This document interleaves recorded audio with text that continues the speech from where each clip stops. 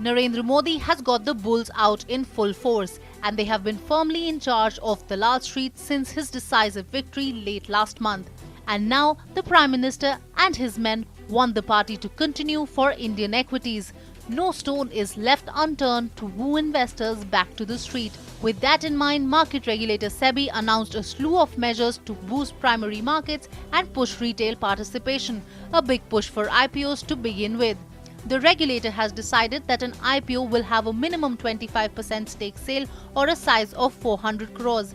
SEBI has also raised anchor investment limit to 60% from a current 30% and has brought uniformity in public shareholding rules by directing all PSUs to have 25% public holding in the next 3 years. For the primary market, we have taken a number of decisions today. Within the approach of promoters trying to raise money, these measures will help them do it in a better manner.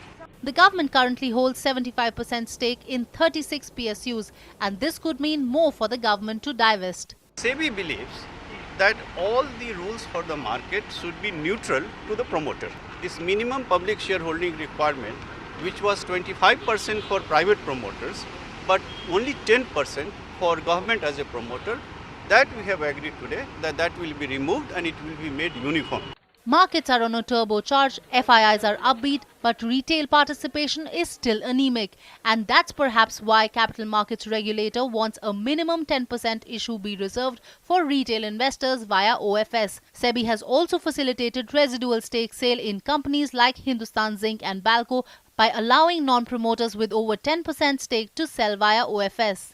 Almost 60,000 crore worth of IPOs have been stalled due to dampened sentiment. The expectation is an upbeat mood will rev up things back in the market.